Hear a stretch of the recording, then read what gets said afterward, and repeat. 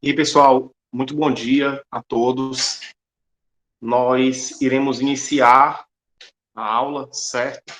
Eu espero que todo mundo que esteja aqui na aula, todo mundo tenha feito a avaliação de linguagem, certo? Até porque se não tiver feito também, infelizmente, não terá como fazer mais, certo?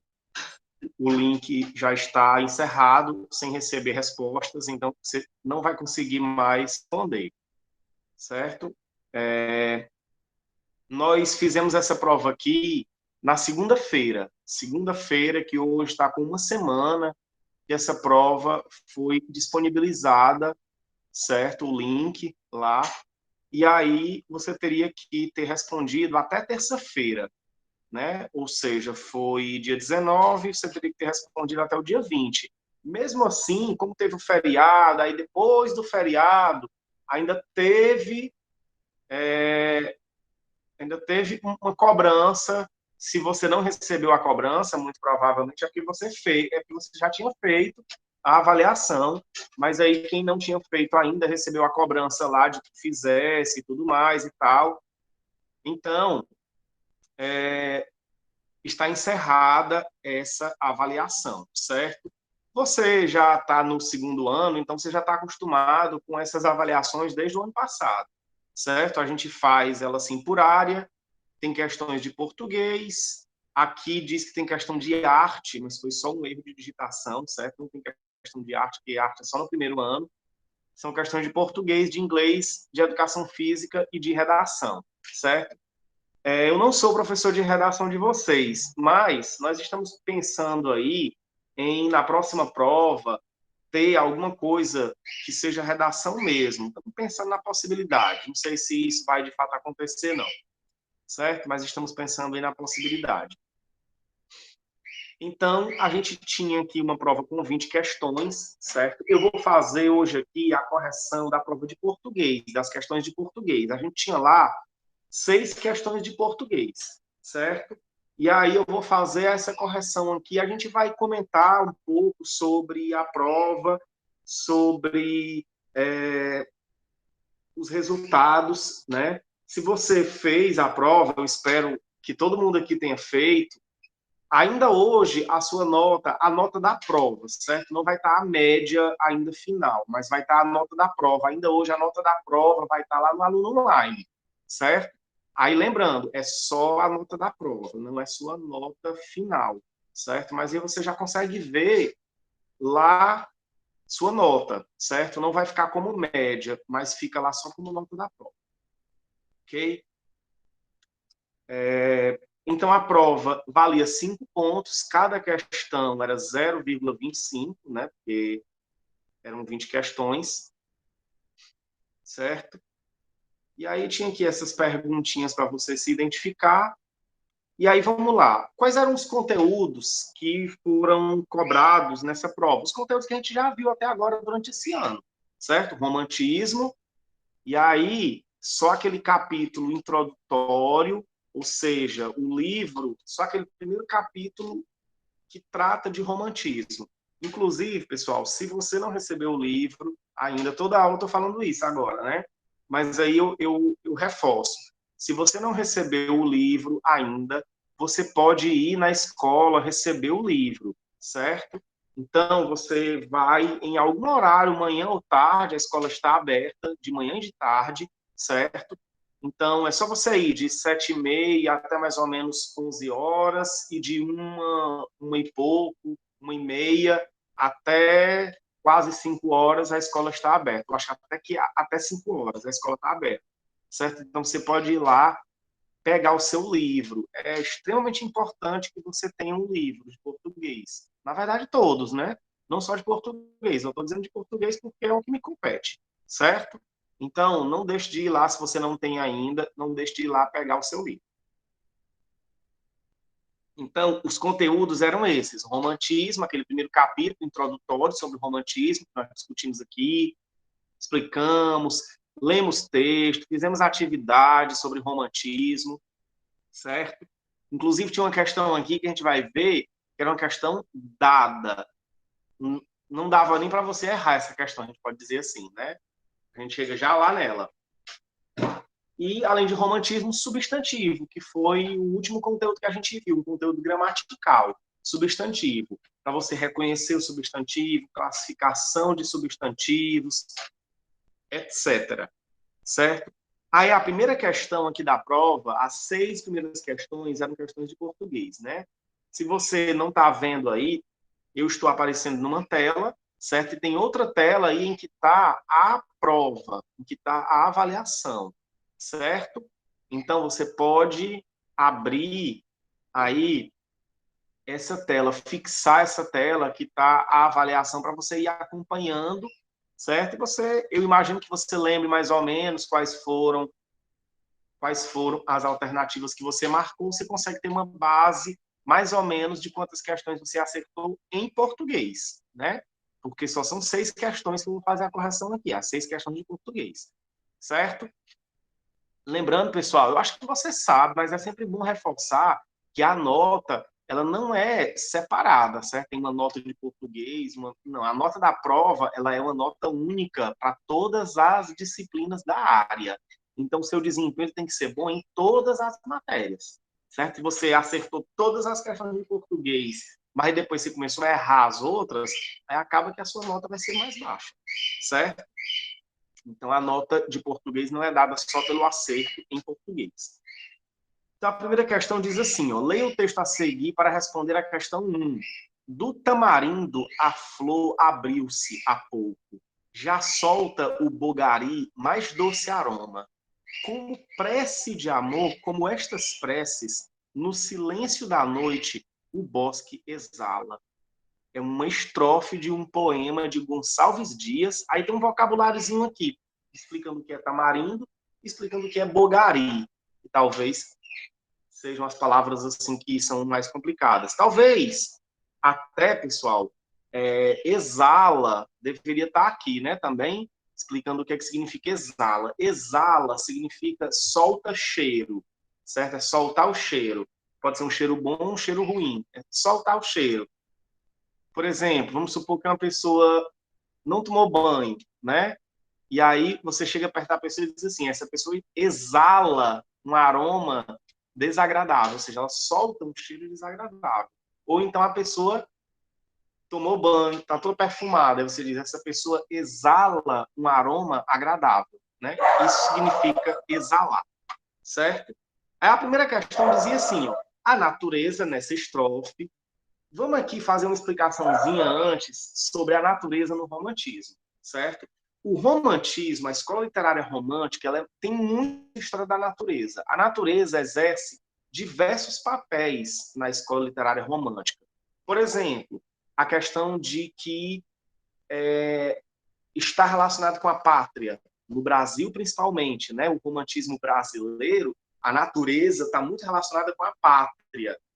Então, essa história de idealizar a natureza, dizer que a natureza é perfeita, dizer que ela representa o nosso país, isso é muito a cara do romantismo, certo? Além disso, a natureza está muito relacionada com sentimentos, certo? Utilizar a natureza como se fosse uma espécie de extensão dos sentimentos da pessoa. Eu não sei se você se recorda, não sei se todo mundo que está aqui estava, mas são quase sempre as mesmas pessoas. Então, imagino que muito provavelmente você estivesse aqui na aula em que eu falei sobre o romance Os Sofrimentos do Jovem Werther. Não sei se você vai lembrar, certo? Que o Werther se apaixona e tudo mais e tal e tal. É uma história do romantismo alemão, um dos primeiros romances românticos lá do romantismo alemão. E aí o Werther se apaixona e ele escreve cartas a um amigo. Ele mora em uma cidade e aí depois ele vai estudar em outra cidade, ele se muda, né? E vai morar nessa outra cidade. E lá nessa outra cidade ele se apaixona, né? E ele fica escrevendo cartas para um amigo dele falando sobre como é que está sendo a vida dele nessa outra cidade, certo? E aí, pessoal, eu comentei na época o seguinte, que dava a entender que a natureza se comportava igualmente aos sentimentos dele, Werther. Então, quando ele estava feliz, alegre, ele descrevia a natureza como sendo feliz, alegre, exuberante.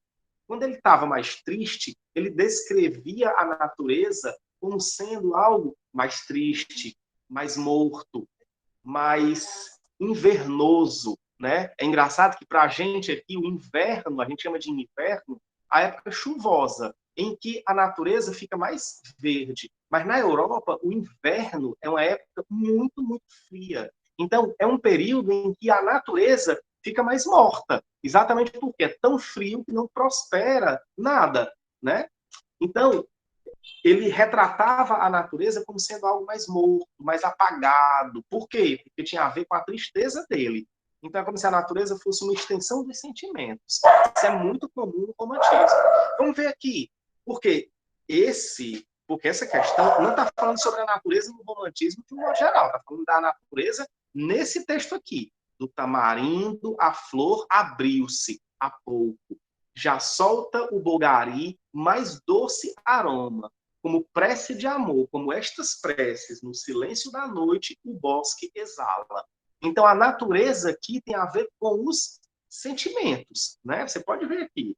Aí, olha só, vamos ver aqui qual é a alternativa correta. Ele diz assim, a natureza, nesta estrofe, é concebida como uma força indomável que submete o eu lírico a uma experiência erótica instintiva. É uma experiência erótica aqui. Com certeza não tem nada de erotismo aqui, não tem nada de sensual, de sexual, certo?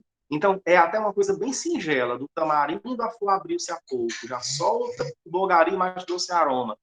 Não tem nada de erótico aqui, né? Expressa sentimentos amorosos. Essa é a alternativa correta.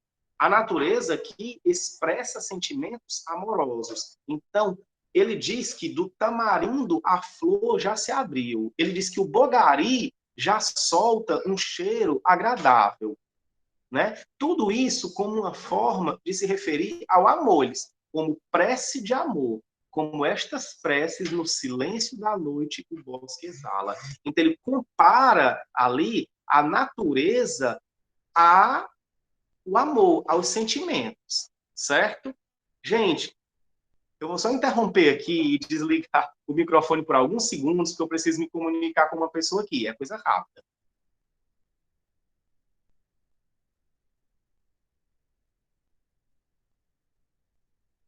Pronto, voltei. É porque tem uma pessoa aqui querendo ligar para mim, eu estou vendo a notificação aqui no WhatsApp, eu estou pedindo para minha esposa falar com ela, dizer que eu não posso atender agora. A segunda questão, certo? A segunda questão já não tem mais a ver com aquele texto. Aí, assim, só para a gente analisar as outras alternativas. A natureza é representada como divindade mítica da tradição clássica. A natureza, às vezes, no romantismo, é representada como algo meio místico mesmo, místico ou mítico, né? Como um mito, ou como um deus, ou alguma coisa assim. Mas não é o caso aqui. A natureza aqui não está sendo representada dessa forma. A natureza funciona como um quadro cenográfico para o idílio amoroso. Como assim, professor? Um quadro cenográfico para o idílio amoroso. É como se a natureza fosse um cenário para uma história de amor, né? O romantismo também usa isso, né? A natureza como um cenário para uma história de amor. Então, vamos supor, em um romance, conta-se lá a história, e aí você vai contando a história e você vai colocando a natureza como um cenário, certo? Só como um cenário, dizendo que as pessoas estão em tal lugar, em tal lugar. Geralmente, se o amor é perfeito, como é para ser, digamos, se é um amor que acontece realmente, a natureza é sempre retratada como algo bonito, belo, exuberante, maravilhoso. Se o amor é um amor mal sucedido, se o amor é um amor que não está dando certo, aí a natureza é meio para baixo. O romantismo sempre faz isso. E o próximo diz assim: ela é recriada objetivamente, com base em elementos da fauna e da flora nacionais. Objetivamente. Toda vida que você encontrar a palavra objetivamente se referindo ao romantismo, desconfie.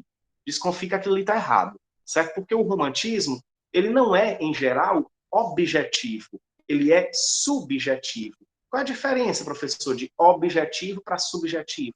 Objetivo o foco está no objeto. Então, é como se o foco estivesse na própria natureza. Eu vou descrever a natureza do jeito que ela é. Ele diz assim, com elementos da fauna e da flora. Eu vou dizer como são as plantas, como são os pássaros, etc. Não é isso que geralmente é a natureza no romantismo. A natureza no romantismo ela é subjetiva, certo?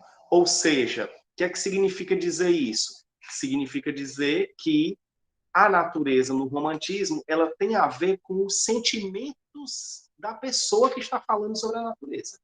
Então, o mais importante não é o objeto natureza, é o sujeito que está falando aquilo. É por isso que, como eu disse, a natureza parece que se comporta de acordo com a própria pessoa que está falando, certo? Vamos para a questão 2. Nós já falamos muito aqui sobre a questão 1. A questão 2 diz assim, assinala a alternativa que caracteriza o romantismo. Você vai ver aqui o que caracteriza melhor o romantismo. Primeira alternativa diz assim, valorização do eu. O assunto passa a ser manifestado a partir do artista, que traz à tona o seu mundo interior com plena liberdade. Esta liberdade se impõe na forma. Outra característica é o sentimentalismo. Isso aqui é a descrição perfeita do que é o romantismo. A alternativa correta é essa alternativa A aqui. Certo? Isso aqui é a descrição perfeita do que é o romantismo. Valorização do eu. Por isso que nós dissemos que o romantismo ele é subjetivo, porque é o sujeito que está ali sempre forte, né? Não é o objeto, não é o que eu estou falando sobre, eu estou falando sobre tal coisa. Então, o mais importante é aquela coisa sobre a qual eu estou falando. Não, no romantismo, o mais importante é o próprio sujeito. Ele dá o seu tom à coisa que ele está falando. Ele diz assim, ó, o assunto passa a ser manifestado a partir do artista. Então, o artista, um poeta, um escritor, é que conduz, digamos assim, a história com os seus sentimentos pessoais. Sentimentalismo, como diz aqui. Vamos aqui só conferir as outras. Diz assim, ó, literatura multifacetada, valorização da palavra e do ritmo, temática humana e universal. Não é muito a cara do romantismo. Valorização da palavra. Na verdade, o romantismo ele não tem assim esse apego tão grande com a forma, com as palavras, com o ritmo. Não tem isso, certo? Temática universal. O romantismo ele é mais do pessoal do que do universal. Ele trata de temas que são da pessoa. Por isso que ele é subjetivista, né? Subjetivo e não objetivo. A próxima diz assim, literatura intrinsecamente brasileira, linguagem direta, coloquial, livre das regras, imagens diretas, inspiração a partir da burguesia, da civilização industrial e da máquina.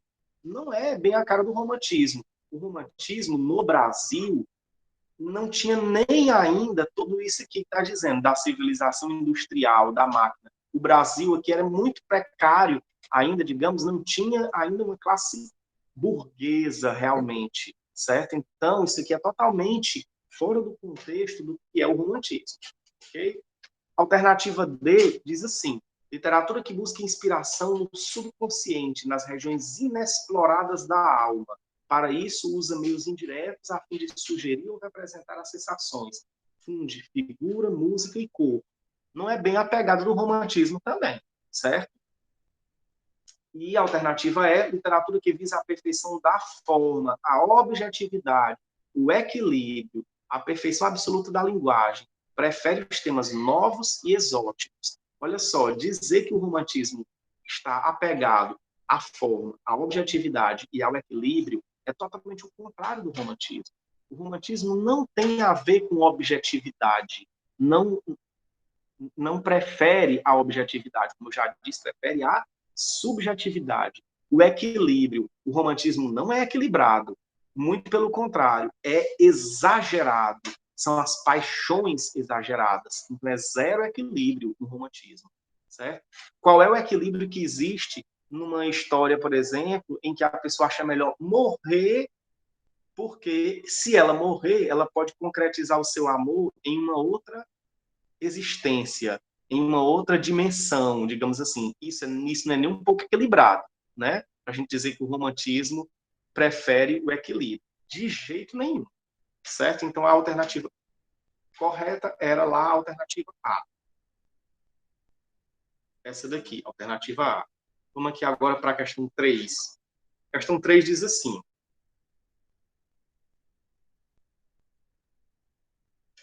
essa questão aqui era muito difícil, viu, pessoal?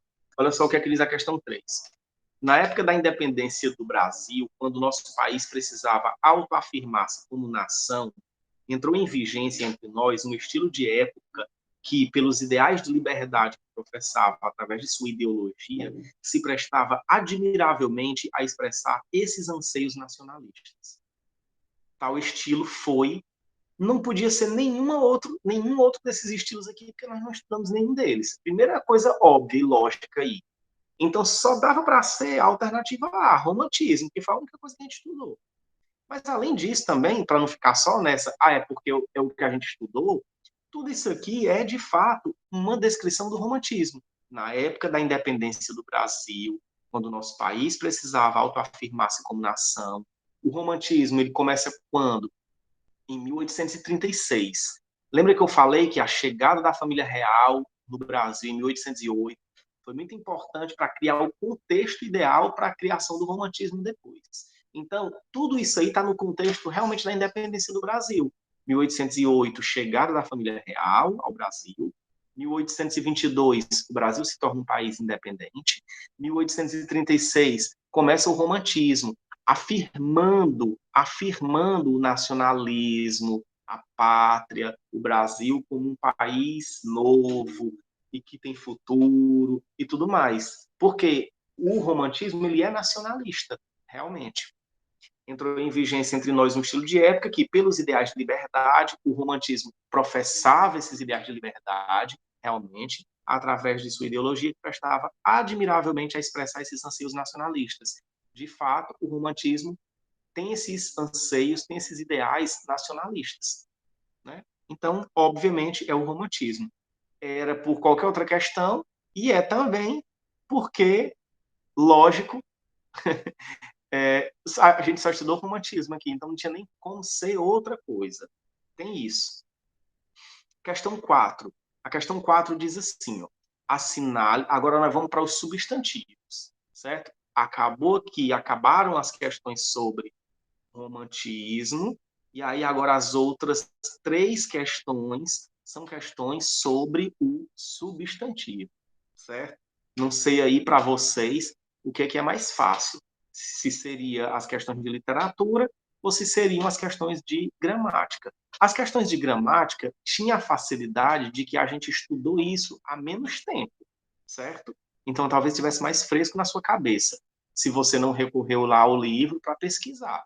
Que eu sempre digo, pessoal, numa prova como essa, nas atividades de um modo geral, e na prova também, você deve pesquisar, certo? Você deve ir lá e procurar, estudar um pouquinho sobre isso. Pesquisar, que eu digo, não é você ir procurar as respostas no livro, é você ir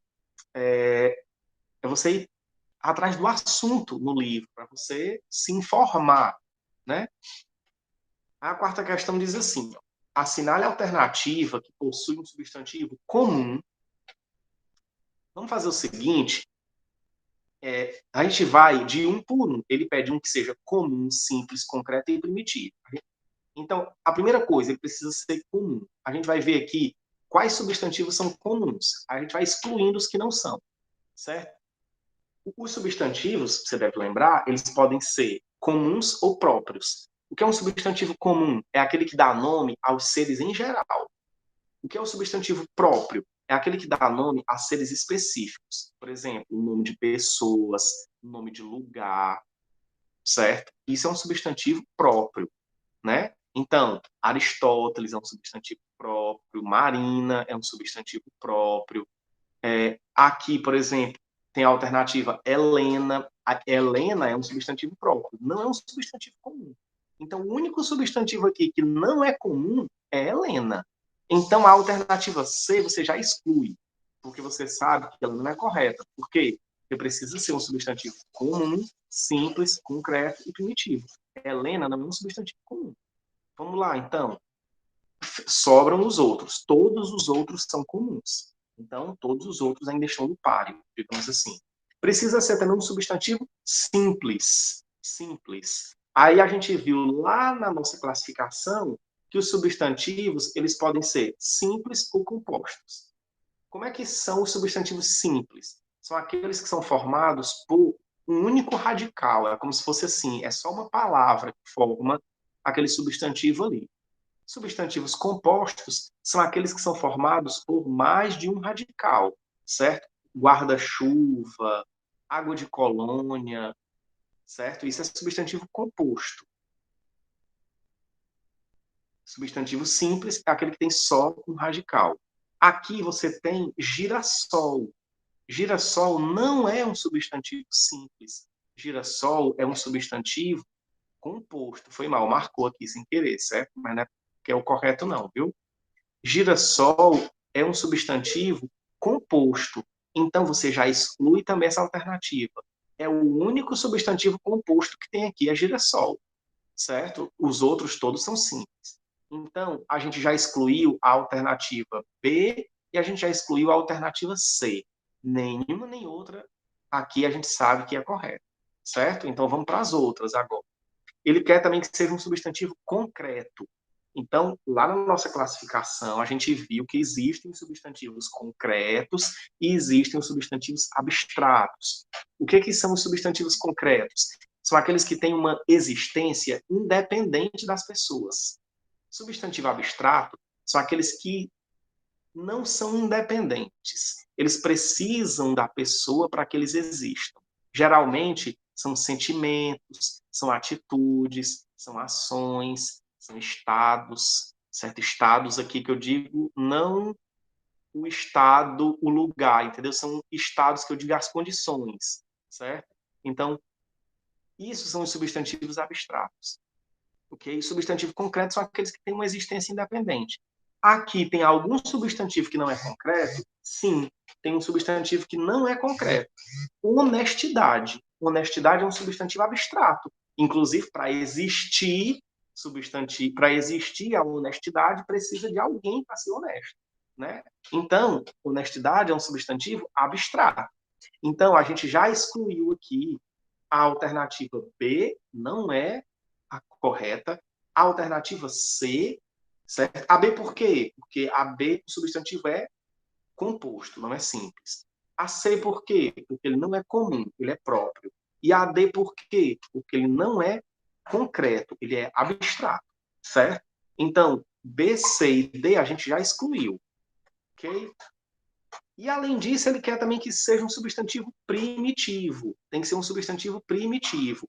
O que é substantivo primitivo? Lá na nossa classificação também nós vimos que os substantivos podem ser primitivos ou derivados. O que é um substantivo primitivo? É aquele que vem primeiro. A partir dele você origina outras palavras. O que é um substantivo derivado? É aquele que surgiu de outra palavra, certo? É o caso aqui, por exemplo, de casebre. Casebre é um substantivo derivado. Casebre é o diminutivo de casa. Então, a palavra casa, o substantivo casa, é que é primitivo. Casebre é um substantivo derivado, certo? Ou seja, nós agora excluímos aqui também a alternativa A. Sobrou apenas a alternativa E, certo? Somente a alternativa E é comum, substantivo comum, ele é comum mesmo. Simples, ele é um substantivo simples mesmo. Concreto, ele também é um substantivo concreto. E primitivo, ele também é um substantivo primitivo. Então, a alternativa correta é a alternativa E. Ok? Foi um caminho longo para a gente chegar à resposta aqui, porque eu quis explicar tudo bem direitinho. Mas isso aqui é simples, pessoal. Eu sei que tem muita informação envolvida aqui na história, né? Porque são 4 classificações diferentes: comum, simples, concreto e primitivo. Mas você, se você sabe essa classificação, você bate o olho, você já na hora sabe qual é o substantivo que é comum, simples, concreto e primitivo. Certo? Não tem muita dificuldade, não. Vamos aqui para a questão 5 agora. Questão 5. Olha só o que diz aqui a questão 5. Também sobre substantivo. Agora aqui sobre o diminutivo. Diz assim, ó. aponte a alternativa em que nem todas as palavras, nem todas, certo? Em que nem todas as palavras apresentam sufixo de grau diminutivo. Ou seja, ele quer que você diga qual alternativa em que nem todas as palavras estão no diminutivo, certo? O que a gente aprende de uma forma assim bem simples, que são as palavras no diminutivo? As palavras terminam em inho ou inha, certo? Então eu tenho aqui cadeira, o diminutivo é cadeirinha. Eu tenho aqui, por exemplo, caneta, o diminutivo é canetinha. Mas óbvio que nem todas as palavras o diminutivo é assim. Por exemplo, a gente tem também a palavra casa, que apareceu aqui na outra questão anterior, né? Casa. Qual é o diminutivo de casa? Pode ser casinha? Pode, sim, ótimo. Mas pode ser também casebre. Casebre é diminutivo de casa, certo? Então, o que é que isso significa? Que não necessariamente é terminando em inho. O inha, que é o diminutivo. Inclusive, quando a gente estudou lá no livro, você viu que tem um monte lá de opção de diminutivo de palavra, que não necessariamente termina em inho, certo? Aí vamos aqui ver, porque ele quer alternativas, alternativas não, alternativas, só tem uma correta, né? Ele quer a alternativa em que nem todas as palavras apresentam o diminutivo. Então vamos lá. Poemeto. Poemeto é o diminutivo de poema. É um poema pequeno. Um poema pequeno é um poemeto. Então aqui você tem sim o diminutivo.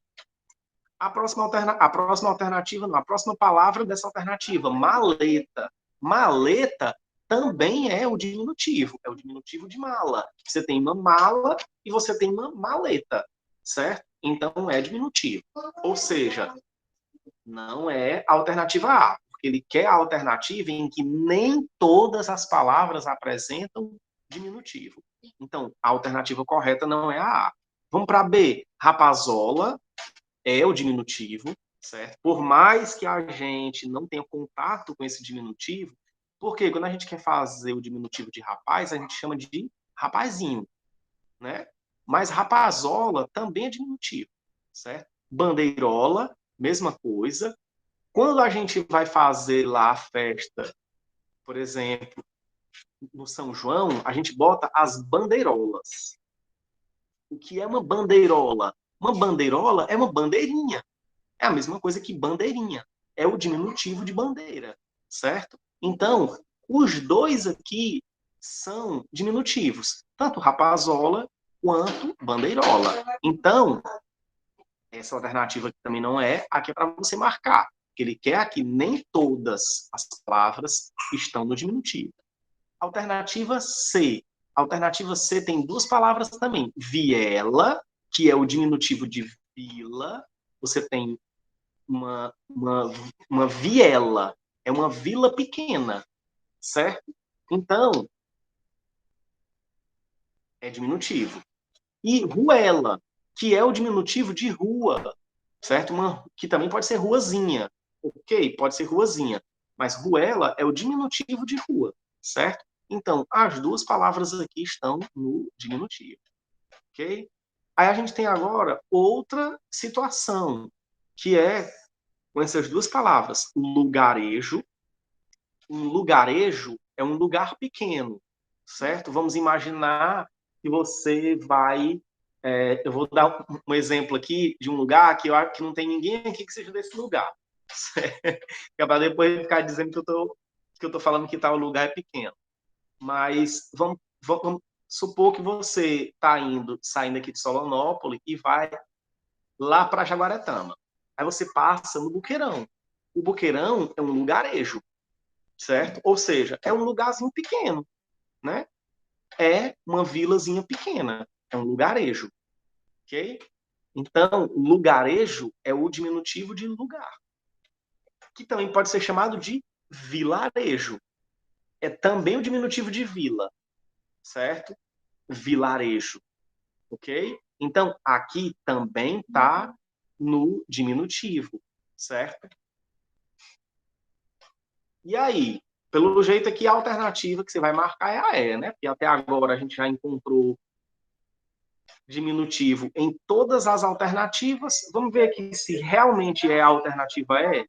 Por que é a alternativa E? Olha só, menininho, menininho está no diminutivo, né? Menininho é o diminutivo de menino. Ok, ótimo. Mas carinho não é diminutivo. Carinho é um substantivo que ele não está no diminutivo. Ah, termina em inho. Certo, mas terminar em inho não quer dizer nada. Não é porque termina em inho que está no diminutivo. Assim como não é porque termina em ão que está no aumentativo. Por exemplo, avião não está no aumentativo. Avião, né? Avião tá a palavra normal mesmo. Não é aumentativo. Então, aqui carinho não é diminutivo também. Como ele quer que você aponte a alternativa em que nem todas as palavras apresentam o grau diminutivo, então a alternativa correta é menininho e carinho, certo? Vamos agora para a questão 6, última questão, e aí a gente encerra a nossa aula e a nossa correção. Fiquem até o final, porque a gente vai colocar o link da frequência, certo? E a gente já viu que essa frequência é importante, ela vai virar a nota para você, certo? Olha só, marque a alternativa em que o plural do substantivo composto foi feito corretamente. Aqui, pessoal, não sei se você lembra, mas a gente estudou lá o plural dos substantivos compostos. A gente viu que tem uma regrinha para esses plurais, certo? Como é feita essa regrinha? A gente vai analisar aqui cada alternativa e a gente vai ver como é feita essa regrinha, certo? Olha só, a primeira aqui é pé de moleque, pés de moleque. Essa é a alternativa correta, certo? Essa é a alternativa correta. Por que está correto aqui? Porque lá na regrinha diz assim, ó, quando você tem um substantivo composto, que ele é unido por uma conjunção, desculpe, quando ele é unido por uma preposição, como é o caso de, para, com, em, etc., geralmente, nos substantivos compostos, a preposição que une é de ou para, certo? Então, quando você tem o substantivo assim, só a primeira palavra vai para o plural. Então, substantivo composto, que é unido por uma preposição, só a primeira palavra vai para o plural. Como é o caso aqui. Pés de moleque. Certo? Então, tá certo aqui. Essa é a alternativa correta. Vamos ver por que as outras estão erradas? Né? Reco-reco. Reco-reco. Aí, como é o plural de reco-reco? Aqui tá recos-recos. Tá errado. O plural de reco-reco é o reco-reco, os reco-recos.